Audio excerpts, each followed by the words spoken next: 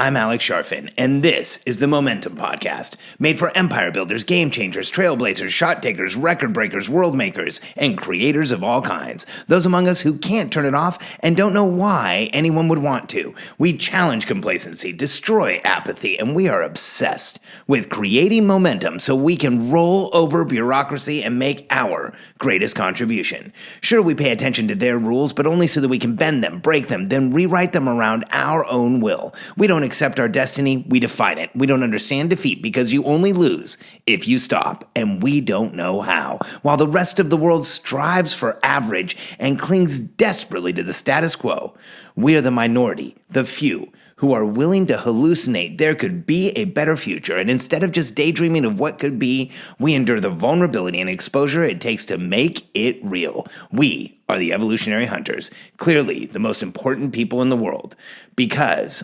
entrepreneurs are the only source of consistent, positive human evolution, and we always will be.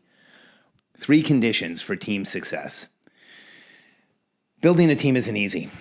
I'll put it out there. I watch entrepreneurs build a team or build teams every day. And in a lot of ways, it's frustrating and challenging, and there's a lot of random variables. And because it involves people, it's completely and totally unpredictable sometimes.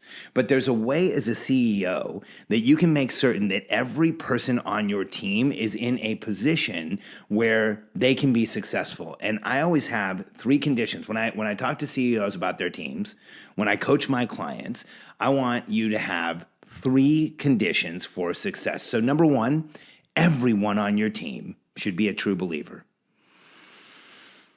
This is a big one. Number 2 is you have to be confident that they are in the right position and that you have a high level of confidence they will be successful. And the third one is they have to be utilized at about 105%. I know that's mathematically impossible and a silly thing to say, but I'll explain in just a second. I'm going to go through all 3 of these. So first, let's start with true believer. I often share with entrepreneurs, if you hire true believers, you will never have to motivate them. If you hire anyone else, you will never be able to motivate them enough. Here's why. The most common complaint we have about the people that we hire is they're just not into it like I am. They just don't work as hard as I am. They're not as committed as I am. They're not as excited as I am about what we're doing. And here's why. Whenever I hear that, my first question to the CEO is, well, do you hire true believers? And if they ask, what is that? Then I know exactly what the issue is. Because if you're not hiring people who believe fully, and here's what a true believer is. I'm going to give you 3 ways to know that you have a true believer. It's funny, I'm doing the 3 Conditions podcast, and here's 3 ways for true believer, but it works. First, a true believer believes in you and who you are. Second, your company and what you produce. And third, your clients and what they do and who they are. So if you find someone who believes in you, your company, and your clients, somebody who's committed to the cause like you are, that is a true believer. And here's why we want to go out and hire them, because they will be committed to the cause. They are committed to what you're doing. They want the company to succeed. True believers will find ways to overcome obstacles. They'll figure things out. They'll make things happen. I know. I watch this every single day. My team blows me away with what they figure out.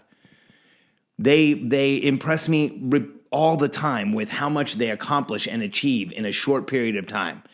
And that's what happens when you hire true believers. They will impress you with the level of motivation they bring to the table. You won't have to motivate them. The second condition that is truly critically important is that you as the CEO have to be confident in every person on your team that they're in the right position and they have a high likelihood of success. I want you to go through the mental math right now. Think of the people on your team. Are they in the right position? And in what they're doing, do you feel like there is a high likelihood that they will be successful? Because here's what I want you to know. If you've admitted this to yourself or not, you are betting on them being successful in order for you to be successful. Let that sink in. So if you don't think they're going to succeed in their position, then you are moving forward in a condition where you are preconditioned to fail. And I can't tell you how often I talk to a CEO with 5 or 6 members of a team, and I'll ask, are you confident that 100% of them are in the right position and will succeed? And they'll say no. Well, if that's an issue in your company, that's a place to go focus on right now. Because if you have someone in your organization that you're not confident they will succeed, I want you to understand something. If you have someone who's not succeeding and you don't do something about it, there's this little concept called sanctioned incompetence that will crush your entire company. And this is one of the concepts we teach.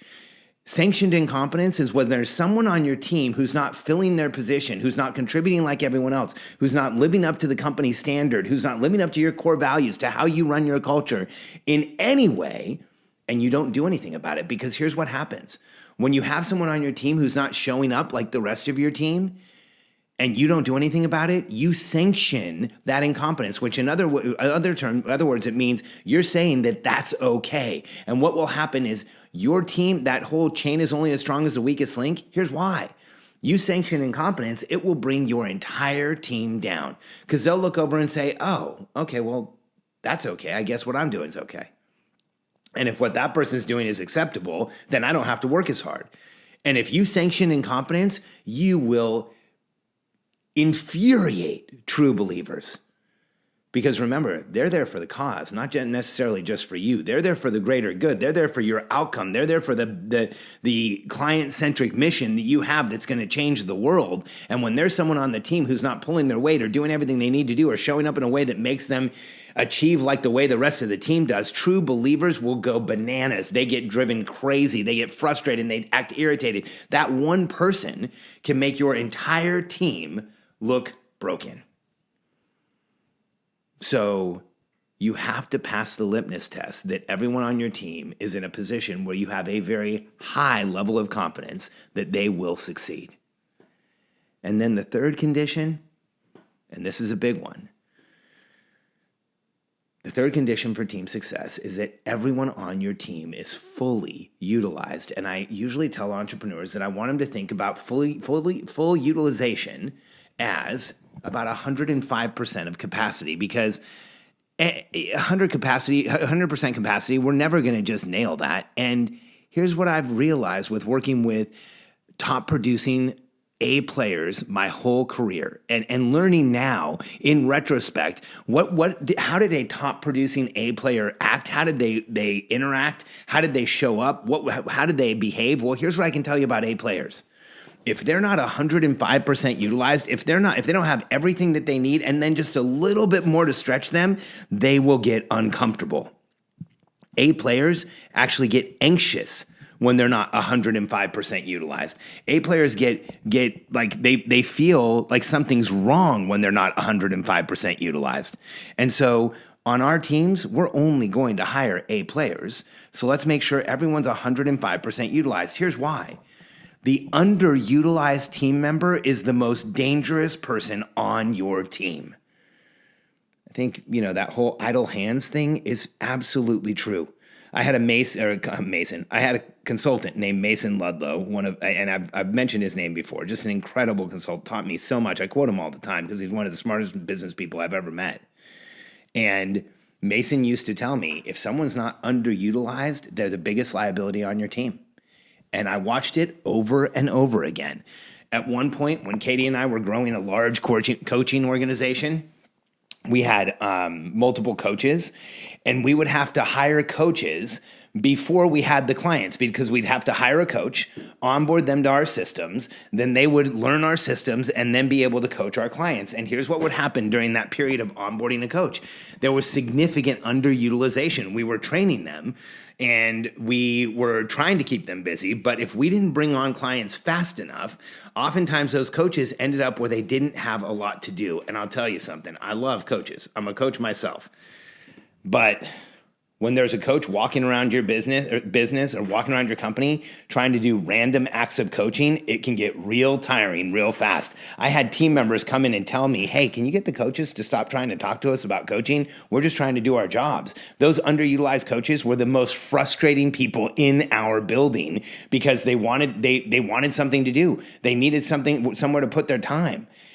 And it's crucial that everyone on your team is at 105% capacity. A place where a lot of entrepreneurs have this challenge, and I'm telling you this because I don't want you to walk yourself into this problem, is as a business starts growing, They hire a controller or a CFO or a bookkeeper or somebody to just do the finances. Why? Well, because most entrepreneurs are confused by finances. We don't really understand it. We don't really want to do it. We know it's something we don't really want to do it. That's an understatement. We know it's something we don't want to have to do ourselves. And so we bring in somebody to do it. But the challenge is, in a growing company, once the books are up to date, there's not a lot of work there. So you end up with an underutilized money person or finance person, and there's usually not a lot more for them to do. And an underutilized finance person, Mason Ludlow, he used to tell me, be careful with underutilized finance people. Like, those are the most dangerous, he said. And I said, why, Mason? He said, well, he who counts beans all day and doesn't have a lot to distract him gets hungry. And it's so funny because in my career, there's been a few times where I had somebody in that position, like cracking the finance and accounting dilemma in a company, like how to cover finance and accounting was one of the hardest things I've ever done. And I finally outsourced it.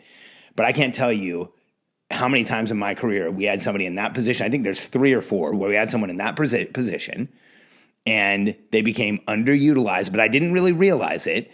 And they'd come in and ask me for some insane raise or massive number because they were sitting around all day thinking that they had, won the lottery because they were underutilized and felt like they had done such an incredible job. They didn't really have a lot to do.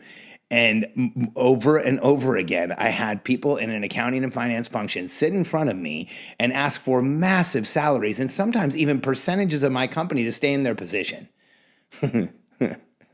I laugh now because those weren't the most pleasant meetings back then. And I remember, politely dismissing them each and finding another person who could fill what I see as a very tactical and, until you're a much larger corporation, not a very strategic role. And I will allow that in some companies, in some smaller organizations, there's somebody who's doing the finance role and the operations role, or the finance role and multiple other roles. That's different. That's 105% utilization. But when you bring in somebody in a small company to just do finance, that can be one of the most dangerous people to have in the building, because a finance person that has time on their hands is just walking around confusing things. Unless, like I said, you can give them other things to do. And so if you have a team right now, one of the easiest ways you can identify where you have challenges today or will soon have challenges is to run through these 3 conditions for team success. The first one is everyone a true believer? The second one is, are you confident that each person is in a position where they will be successful? And the third one is everyone utilized at 105%? If you say no to any one of these for any team members, that is a high priority item for you to take care of, and you will see your entire team move forward with a much higher level of momentum. If you haven't yet, take a minute, go to iTunes, subscribe to this podcast, help us out with our numbers and ranking in iTunes, and you'll get alerted every time we release another episode. I really appreciate you doing that. And just one last thing.